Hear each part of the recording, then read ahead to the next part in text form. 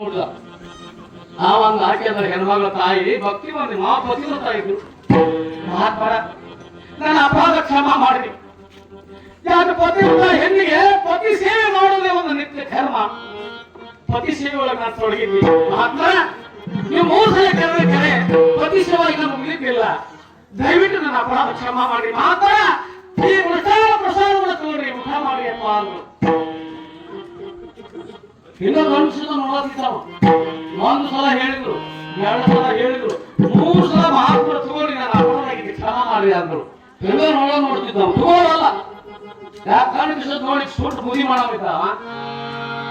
ಆ ಹೆಣ್ಮಗಳಿಗೆ ಜ್ಞಾನ ದಟ್ಟಿಂದ ತಿಳ್ಕೊಂಡಿದ್ದೀನೋ ಅಹಂಕಾರ ನಾಟಕದ ಅಹಂಕಾರ ತುಂಬೈತಿದಕ್ಕ ಇದಿನ್ನ ಸುಟ್ಟಿಲ್ಲ ಬೆಳಿಗ್ಗೆ ಅಂದ್ರ ಹೆಣ್ಮಗಳು ಪತಿವ್ರತ ಶಕ್ತಿಯಿಂದ ಎಲ್ಲ ಗೊತ್ತಾಗಿದ್ದ ತಾಯಿ. ಆಕೇನ್ ರೀಪಾಯಿ ಹಾಕ್ಲಿಲ್ಲ. ಏ ಸಾಧು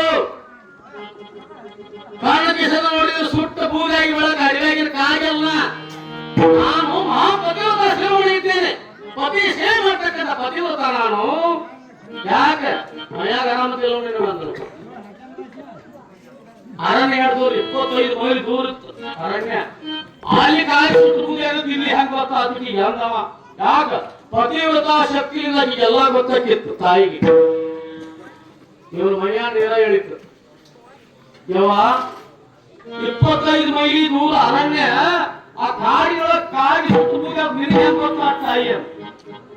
ನನಗ ನನ್ನ ಪತಿ ಸೇವೆ ಒಳಗಿನ ಪಾಸ್ ಸೇವೆ ಮಾಡ್ಬೇಕು. ನಾನು ಗಾಳಿ ಬೀಸ್ಕೋತ ಅವ್ರ ನಿದ್ದೆ ಹಬ್ಬವಾಡ ಕಾಲು ಸಿಗ್ಬೇಕು.